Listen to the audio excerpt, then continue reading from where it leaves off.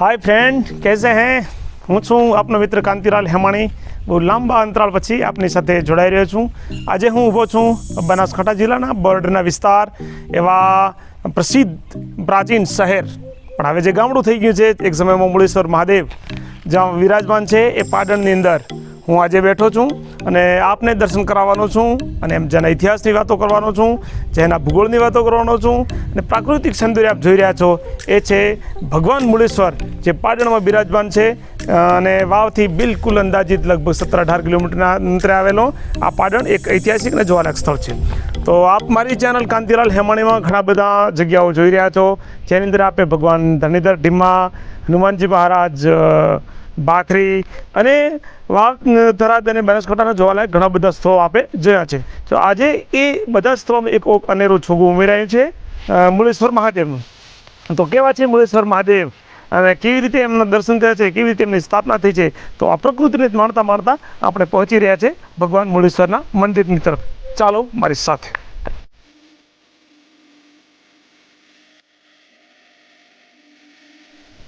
તો મુળેશ્વર મહાદેવના દરવાજે ઊભો છું. કેવી રીતે એમનું પડ્યું છે નામ, કેવો છે એમનો ઇતિહાસ, કોણ હતા રાજેશ્વર અને ભગવાન રાજેશ્વર સાથે શું છે એમનું જોડાણ, એવી ઘણી બધી આપણે વાતો કરવાના છે.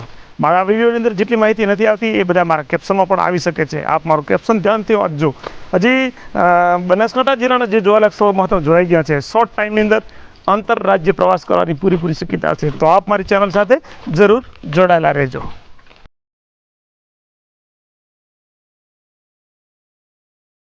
જગ્યા છીએ ભગવાન મુળેશ્વર મહાદેવના સ્થાનકમાં.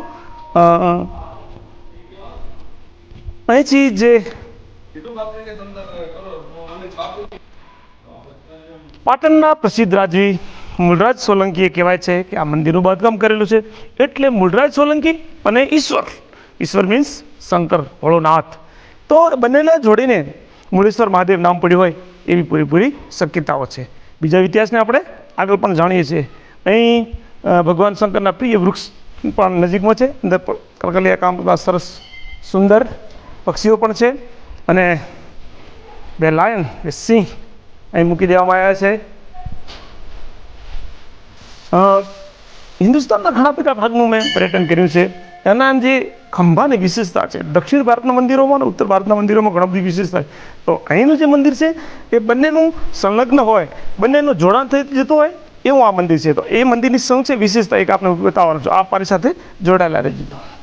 ભગવાન મુળેશ્વરના પગથિયે ચડતા આપણને જે એનો જે આ પ્રાચીન ભાગ દેખાય છે, એની જે ઉપર કલર તાજો કરેલો છે, પણ એનું જે બાંધકામ છે એ ખૂબ જ ઉપર ભાગ જૂનો છે.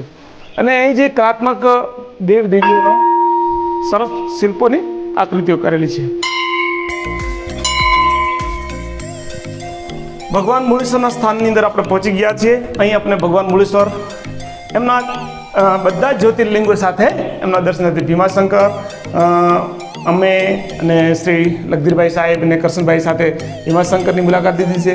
રામેશ્વર, મલ્લિકાર્જુન, નાગેશ્વર, સોમનાથ, વિશ્વનાથ, ત્રંબકેશ્વર, કેદારનાથ, ધૃણેશ્વર, મહાકાલેશ્વર અને ઓમકારેશ્વર.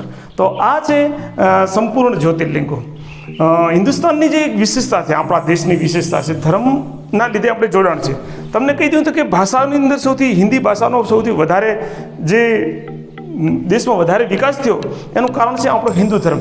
અને હિન્દુ ધર્મમાં સૌથી વધારે ધાર્મિક સ્થાનો ઉત્તર ભારતમાં આવેલા છે. એટલે લોકોનો પ્રવાસ સતત ઉત્તર ભારતમાં થતો હતો. તો ઉત્તર ભારતના પ્રવાસના લીધે આપણી હિન્દી ભાષા મજબૂત બની હતી.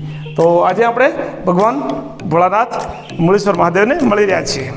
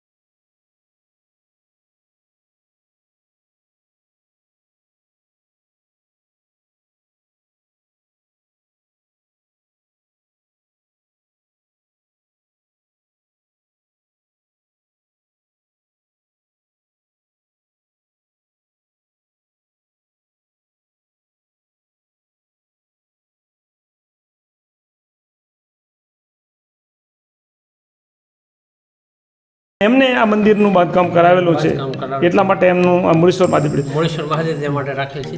ભગવાન રાજેશ્વરનો અને મૂળેશ્વરનો શું સંબંધ છે તમે? અને જે રાજીવભાઈ મોળેશ્વર મહાદેવની અંદર એક પટેલ હતા, રાજાભાઈ પટેલ, એમણે પણ શિવમાંથી કમળ પૂજા કરી હતી. અને સોયગમની અંદર એમણે જન્મ લીધો હતો, રાજેશ્વર નામે, રાખ્યાકાર નામ હતું એમનું પોતાનું. અને કમળ પૂજા કરીને ત્યાં પોતે જન્મ ધારણ કર્યું. એ માટે જે સોયગમનું રાજેશ્વર મંદિર છે ને એ અમારા ગામના રાજાભાઈ પટેલનું બનાવેલ છે.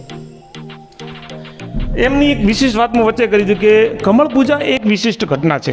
ભગવાનને સ્વયં સમર્પિત થઈ જાઉં, પણ બધું જ અર્પણ કરી દેવું. જેવી રીતે આપણે બીલીપત્રો અર્પણ કરીએ છીએ શિવલિંગ ઉપર, એમાં જુદી જુદી વસ્તુઓ અર્પણ કરવામાં આવે છે. એમાં રાજાભાઈ જે અહીંના પાટણના વતની હતા, અને એમ પાટણના પટેલ હતા, રાજાભાઈ પટેલ, અને એમને અન્યાય થયો હતો. રાજના જે માણસો હતા, રાજના માણસો, એમના દ્વારા અન્યાય થયો હતો, અને અન્યાયનો બદલો એમને પુનર્જન્મ લઈને, બીજો જન્મ લઈ અને એમને લીધો હતો. એવી અદ્ભુત કથા જોડાયેલી છે. આપણા પ્રસિદ્ધ લેખક કનુભાઈ આચાર્ય એ આ વાર્તા એમના લોક હૈયા ભીના ભીના નામના પુસ્તકમાં નોંધી છે. આપ એ પુસ્તક અચૂક વાંચજો. તો ભગવાન મૂળેશ્વરનો આપણે અંદર જઈને દર્શન કરીએ છીએ.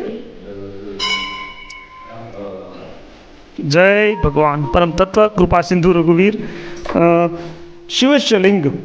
ભગવાન શિવલિંગ મૂળેશ્વર મહાદેવની જે પ્રાચીન આ શિવલિંગ છે, અને મા પાર્વતીની પેલી બાજુ સરસ પ્રતિમા છે. અને એમના એ સમયના જે વગાડવા માટેના વાજિંત્રો છે ખૂબ જૂના અને પ્રાચીન છે. ભગવાન શિવની આવી વિશિષ્ટ પ્રકારની મૂર્તિઓ બહુ ઓછી જગ્યાએ હોય છે. એમાંની એક સરસ ને સુંદર મૂર્તિ છે. અને આપણને અહીં વાવધારાને સતત નવું જોમ આપતા ભગવાન મૂળેશ્વર મહાદેવના પવિત્ર સ્થાનમાં આપણે છીએ. જય મૂળેશ્વર.